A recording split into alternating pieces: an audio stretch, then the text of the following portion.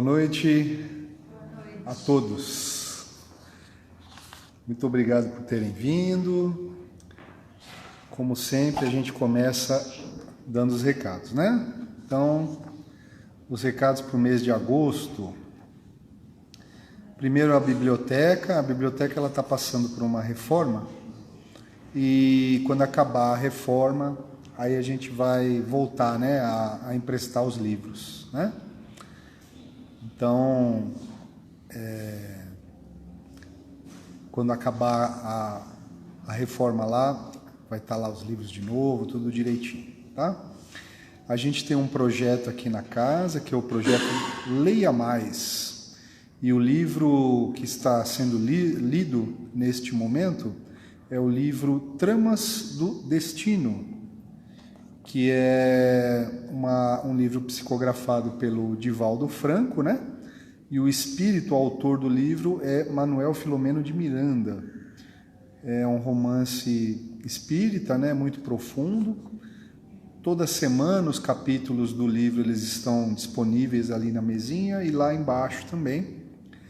E no dia 30 de agosto, às 2h30, vai ter um encontro aqui na casa para discussão, né, do livro, né? Então, quem estiver aí acompanhando, lendo e quiser vir aqui, é muito rico, né? É quando a gente pode compartilhar o que a gente achou do livro, o que a gente pensou, né? E no dia 28 de setembro, que é um domingo, ao meio-dia vai ter uma macarronada fraterna aqui na casa. Como sempre, né, o pessoal faz essas macarronadas para arrecadar fundos aqui para casa, né? A gente está precisando muito.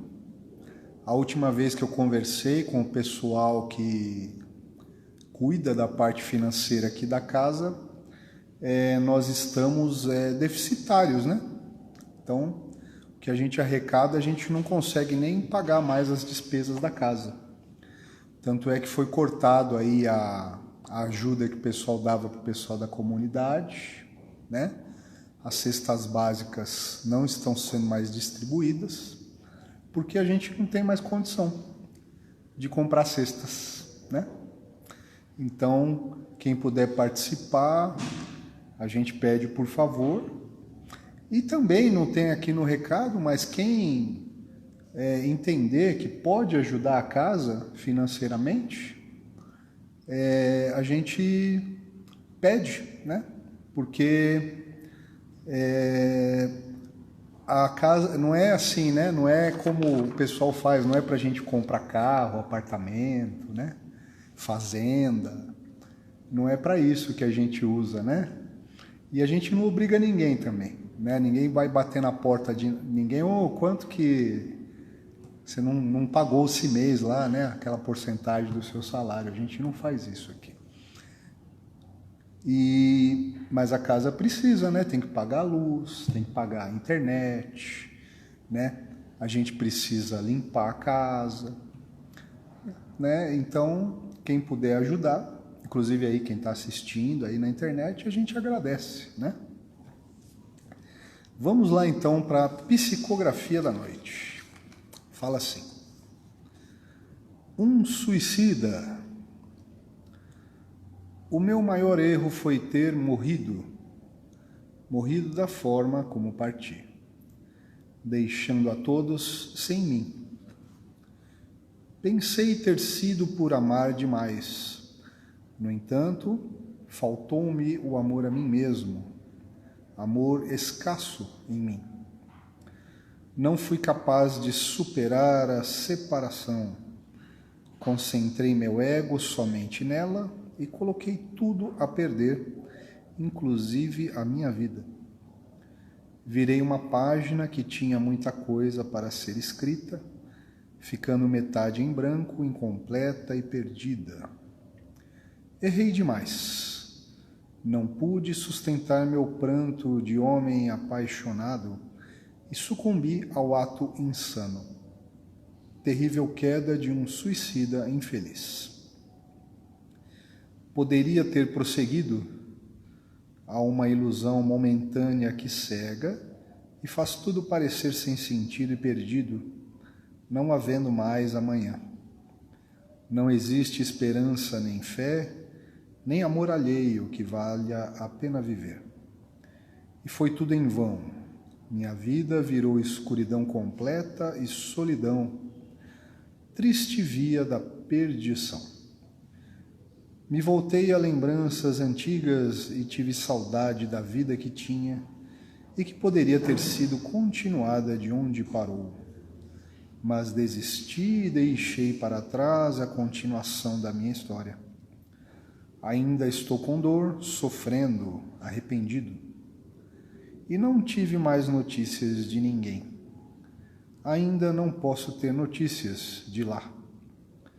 Recebo amparo e ajuda, meu tratamento será prolongado, até quando eu melhorar, sair essa ferida do peito que não para de sangrar, machucado que estou, triste que estou, arrependido da escolha traiçoeira do meu perdido amor. Valha-me Deus, peço perdão. Recebida aqui na casa no dia 5 de julho deste ano.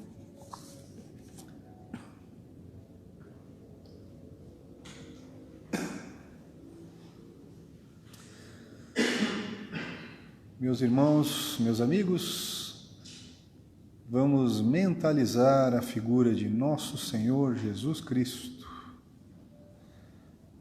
Mestre Jesus, amigos espirituais, nós agradecemos pela sua presença hoje aqui conosco e pedimos, Senhor, que nos ajude a sermos pessoas melhores, com melhores pensamentos, palavras e ações. Que assim seja, graças a Deus.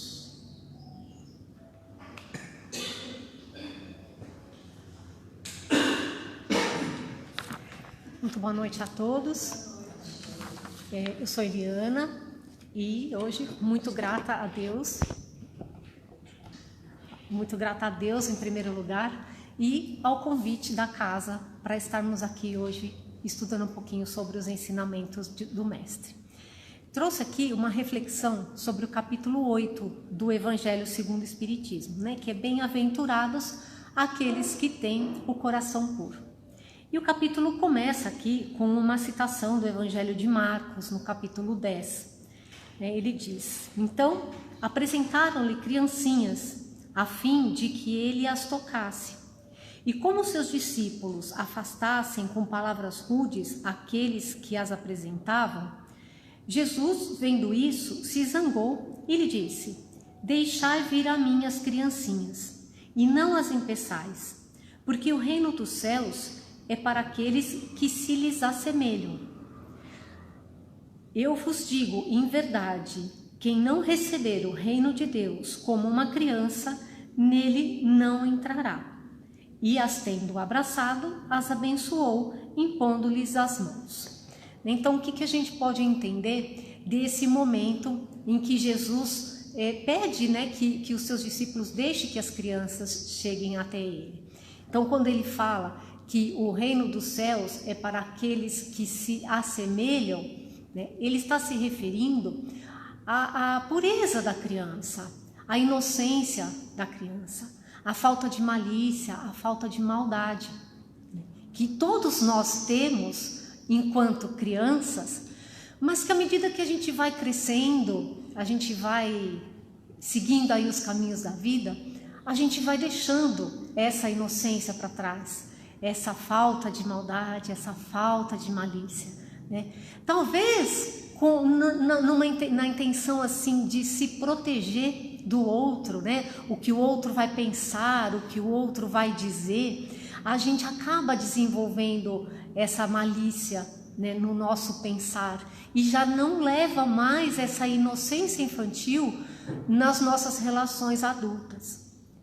E o que Jesus está querendo dizer aqui é exatamente isso, que a gente precisa abandonar essa malícia, abandonar essa maldade, retomar essa pureza de coração que a gente tem quando criança, né? E ter relacionamentos sinceros, sem temor, né? Sem armaduras, se relacionar com sinceridade, saber abrir o seu coração com bondade para o outro, e assim a gente poder viver num mundo em harmonia com o nosso semelhante, né? Mas aí a gente pode pensar, mas essa criança, ela é um espírito milenar, um espírito que tem os seus vícios, que tem as suas más tendências. Isso é verdade.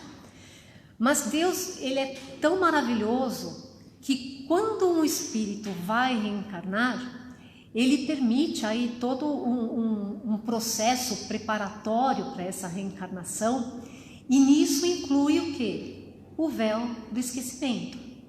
Então todos nós somos preparados para a reencarnação, chegamos aqui naquele corpinho frágil, lindo, todo mimoso, todo fofinho, com o esquecimento do passado, né? Nós não nos lembramos nesse momento da reencarnação, nessa primeira infância, das nossas más tendências passadas, das nossas mazelas, dos nossos vícios, e também não nos lembramos das nossas qualidades, né? E por que Deus permite que assim seja?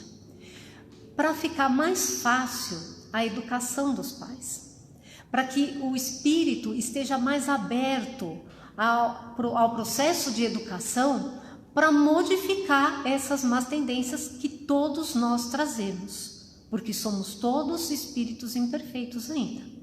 Então é a esse período que Jesus se refere, né? Ao período da primeira infância, quando nós realmente temos essa inocência, não temos essa maldade no coração, né?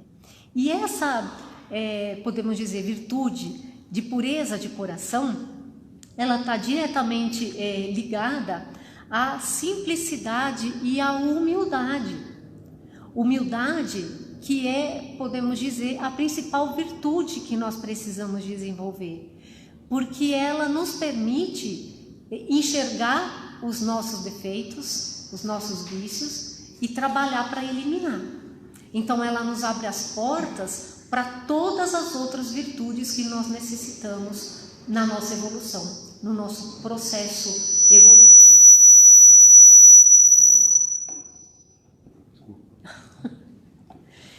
Então é bastante importante a gente ter esse olhar para nós mesmos, né, para a gente poder eliminar toda a maldade do nosso coração, alcançar essa pureza através da humildade, né? Então a gente vai combater o quê? O nosso orgulho, o nosso egoísmo, a nossa vaidade. E aí ele diz que os puros de coração verão a Deus. Por que ele nos diz isso? Porque a conquista desta pureza de coração, a conquista da humildade, da simplicidade, é o caminho do progresso espiritual. Então, quando a gente conseguir a verdadeira pureza de coração, é porque nós já eliminamos do nosso espírito, do nosso coração, tudo aquilo que pesa e que nos impede de crescer. Então, quer dizer, desenvolvemos todas as virtudes necessárias. Então, seremos um espírito puro e estaremos no reino de Deus. Por isso ele diz dessa forma, né? Aqui no capítulo 7, o benfeitor diz o seguinte, que sem a simplicidade de coração e a humildade de espírito, é impossível a gente crescer, a gente evoluir, né? Então, o ignorante que possui essas qualidades será preferido ao sábio que crê mais em si do que em Deus. Então, quando ele diz isso, ele não está dizendo que Deus vai fazer diferença dos seus filhos. Não é ser preferido nesse sentido de alguém ter privilégio, mas é no sentido de que aquele que conquistou a simplicidade e conquistou a humildade, conquistou o seu progresso espiritual. Então, este vai chegar primeiro no reino de Deus, né?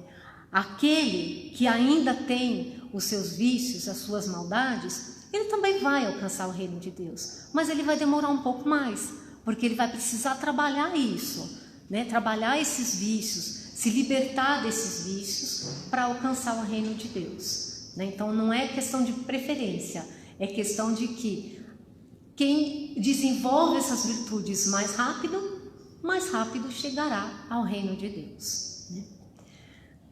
No Evangelho de Mateus, capítulo 5, ele diz: vós aprendestes o que foi dito aos antigos, não cometereis adultério, mas eu vos digo que qualquer um que estiver olhando a uma mulher, cobiçando-a, já em seu coração cometeu adultério.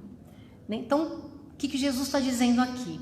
Quando a gente ouve essa palavra, adultério, a gente lembra, se remete logo à questão do adultério conjugal, né? Mas não é só isso. Jesus usava essa palavra de uma maneira muito mais ampla, né? Ele sempre usava essa palavra para se referir às ações que tomamos que nos desviam do caminho de Deus, ou seja, as nossas ações contrárias às leis de Deus, né? O que muita gente chama de pecado, né? Então, quando a gente age de maneira a prejudicar o nosso semelhante ou a prejudicar a si mesmo, nós estamos cometendo um adultério, né? Prejudicar o semelhante para ter algum benefício, ou fazer qualquer coisa que não seja adequado, que seja em desacordo com as leis de Deus, para ter alguma vantagem, a gente pode considerar sim um adultério, né? Então qualquer ação com maldade, com malícia, com más intenções, porque isso está mostrando que nós ainda temos o quê? A maldade no nosso coração.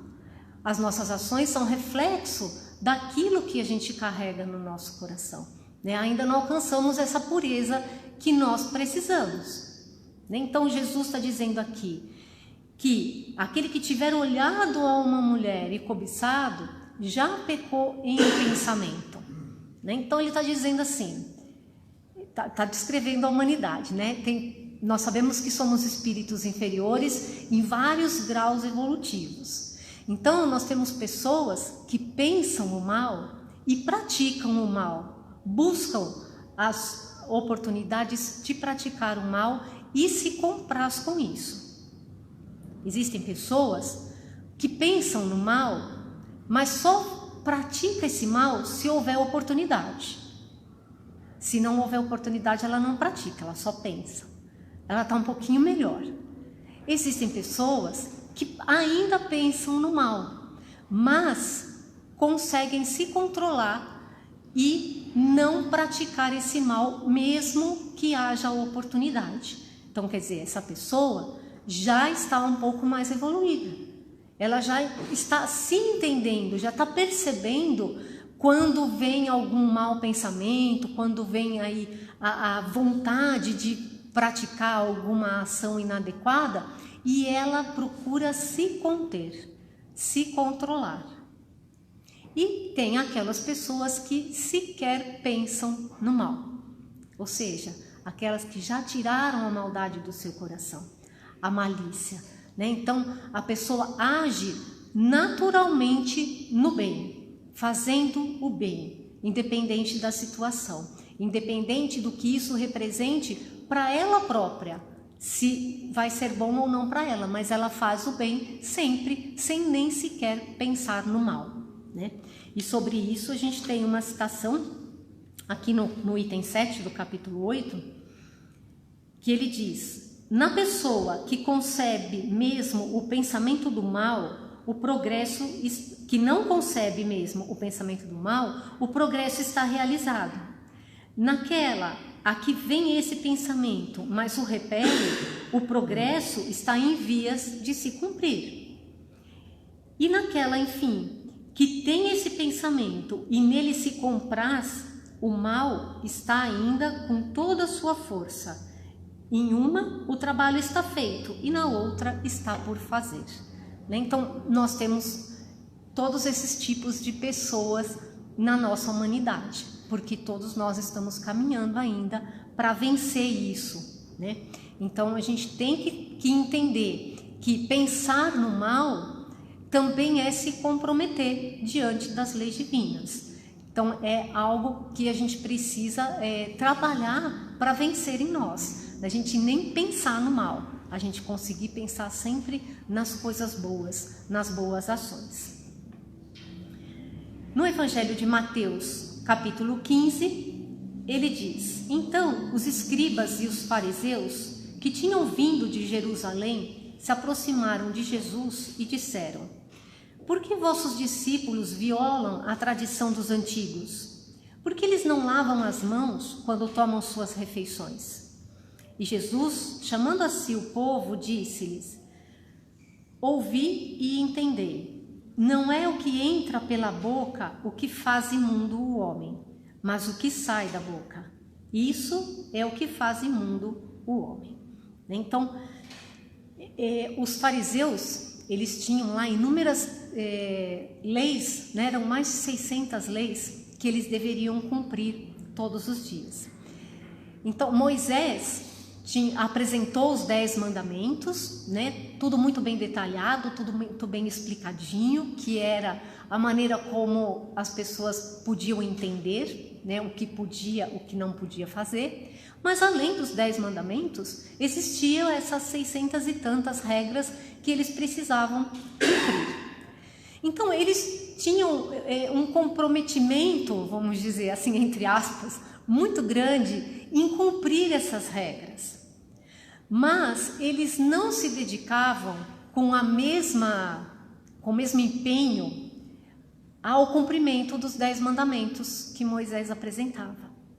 Então, ao passo que eles se preocupavam em lavar a mão antes das refeições, achando que isso era ofender a Deus, era um descumprimento das leis, eles não aprenderam a honrar pai e mãe, né? Então, é a isso que Jesus se refere, né? De que adianta a gente ficar tão preocupado com seguir tradições de cunho exterior, né? Os cultos exteriores, se a gente não procura cuidar do nosso espírito, se a gente não procura amar o nosso semelhante com sinceridade, respeitar, perdoar, compreender, né?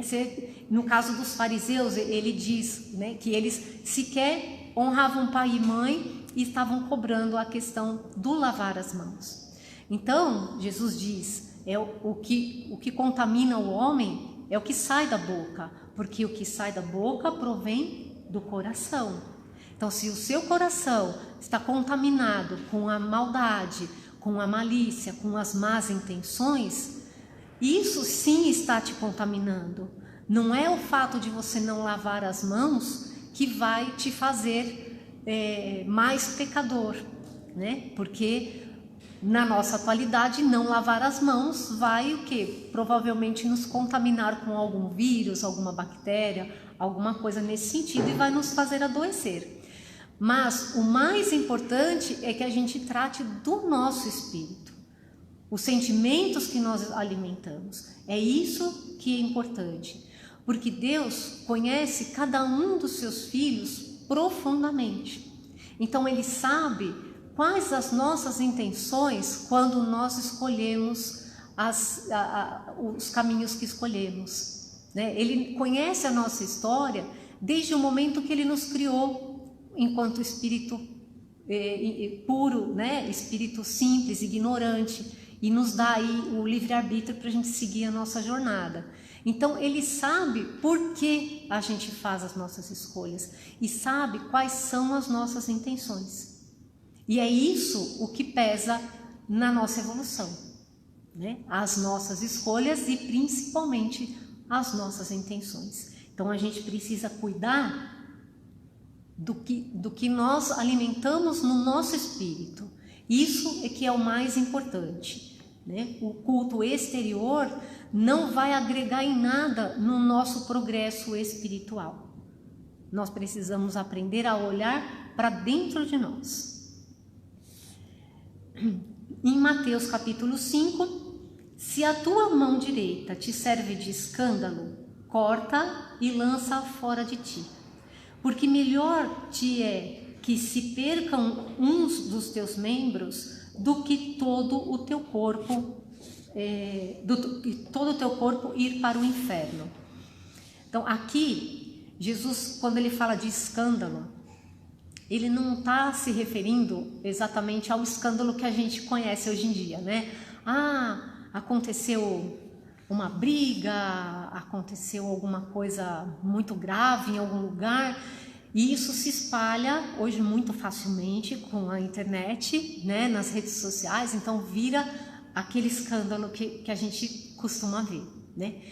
Aqui, o escândalo a que Jesus se refere são as consequências das nossas más escolhas, as consequências dos nossos vícios, das nossas más tendências, tendo repercussão ou não.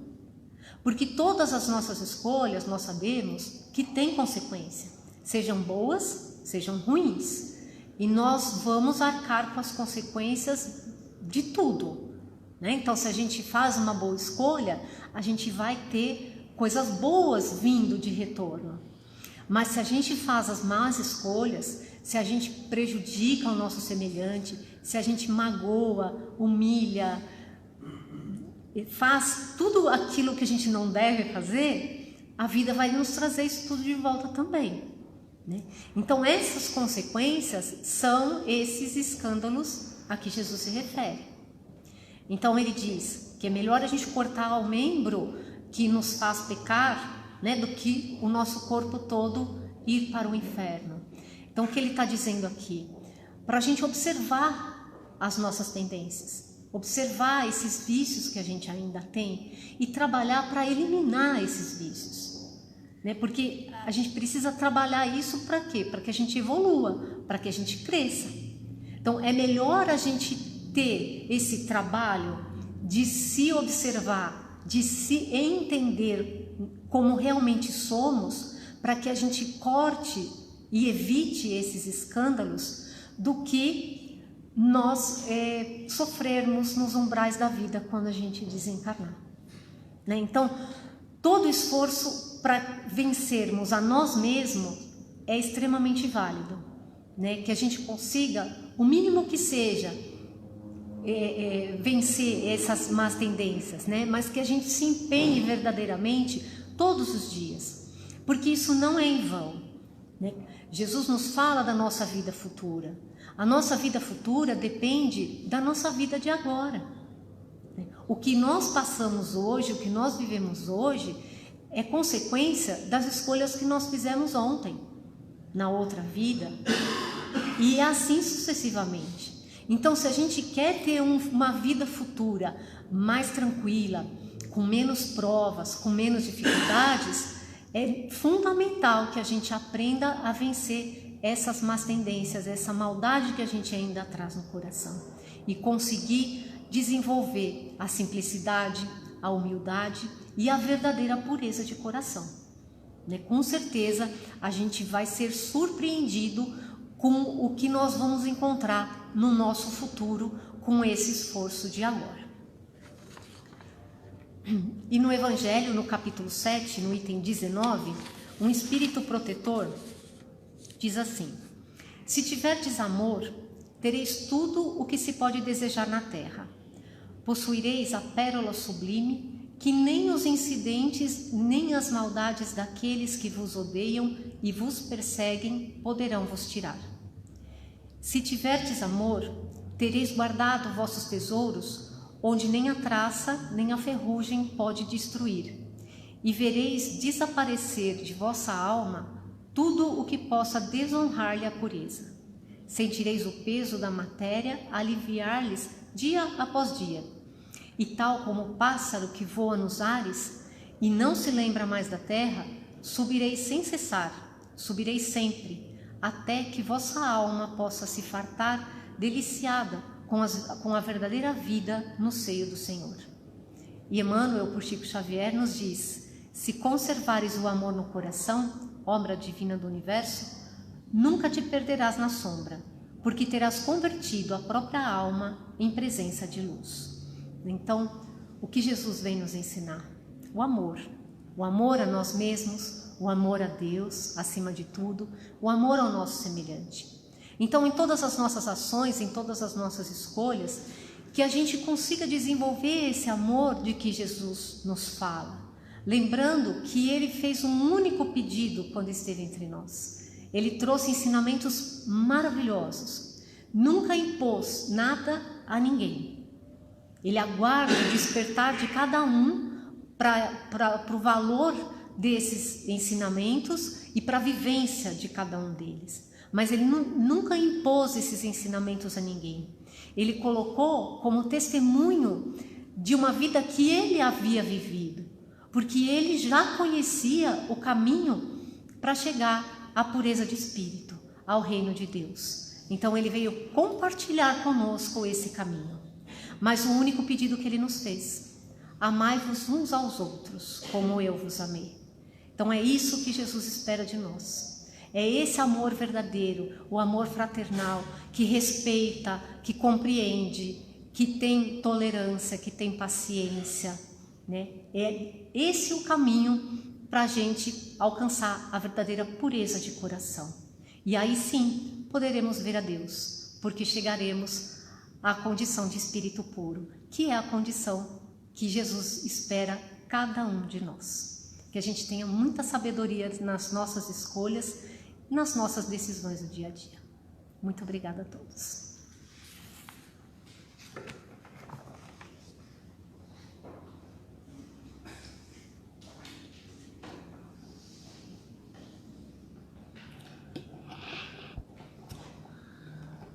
Queridos irmãos, vamos mentalizar a figura de nosso Senhor Jesus Cristo.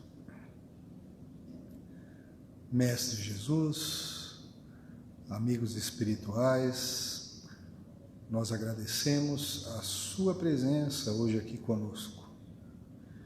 E nós pedimos, Senhor, que nos ajude a sermos pessoas melhores, com melhores pensamentos, palavras e ações.